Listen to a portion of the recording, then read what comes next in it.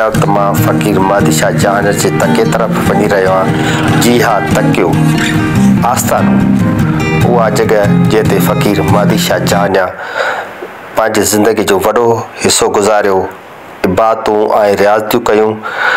प्यालो पीतल हुजे, घोड़ो कौंतल हुजे, हुसन होटल हुजे, उते खेचल हुजे, जहिड़ी ख़ूबसूरत शाइरी सरजी। सिंध में तकियनि जी तारीख़ तमामु पुराणी आहे। शाह अब्दुल लतीफ़ भिटाईसुर रामकलीअ में चयो आहे, कन कट कापट कापड़ी कनोटिया कन चीर सदा विहन सामा आशिक उत्तर हीर तसा ॾई तन खे साड़ियाऊं शरीर जे फना थिया फ़कीर हलो तकिया पसऊं।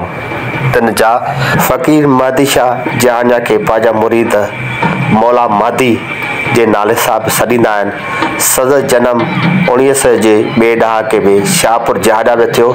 सदर मज़हब अरब असली शाहपुर जहांजा में मौजूदु आहे। फ़कीर महदी साईं जा पूरी सिंध अंदरि हज़ारनि जी तइदाद में मुरीद अक़ीदत मंद आहिनि, पर उनजी वॾी सुञाणप जेकी आहे उहा ख़ूबसूरत शाइरी आहे, जेकी अॼु बि महफ़िलुनि में शौक़ सां ॿुधी वेंदी आहे।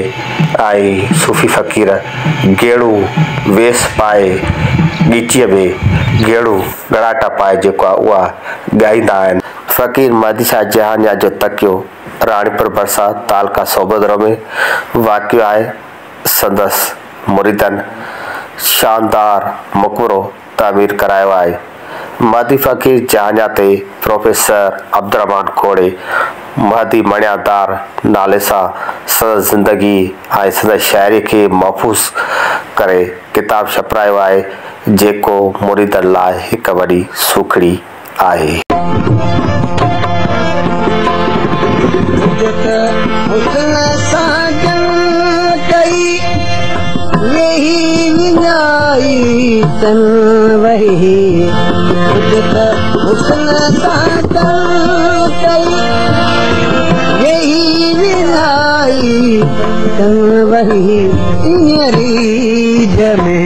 पियड़ा रही पियड़ा रही दिल खां सुर वही सारी सजी हुजत हुस्न साना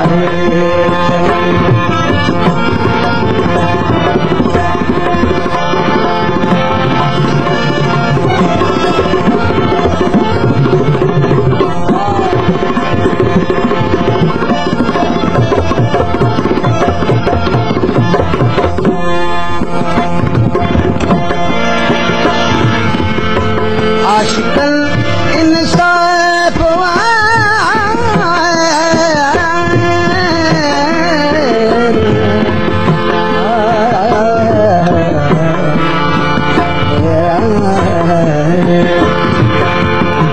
आशिकन इंसाफ सूरत रखे तवाफ वठी वहद तवा रोवा सुआ वठी वहद तवा रोवा सुआ नत खान या खजी हुजत हुस्न सना है हर को भी है परे भजी हुजत हुस्न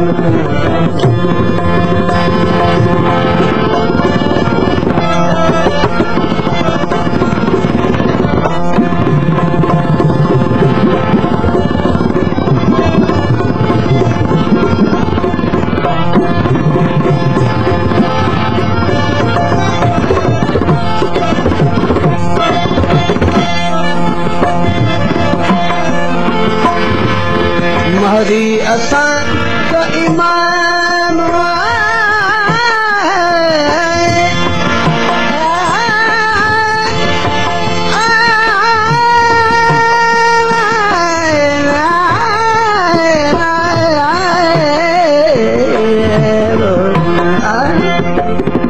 महदी असां तो ईमान सजदो जंहिंखे सलाम महदी असांजो ईमान सजदो देखे सलाम वहाँ यो कायम ही यो कलाम वहाँ या सिराज रह बरजे रची या सिराज रह बरजे रची हुजत हुस्न सना है चली हर को ये परे भजी हुजत हुस्न सना है चली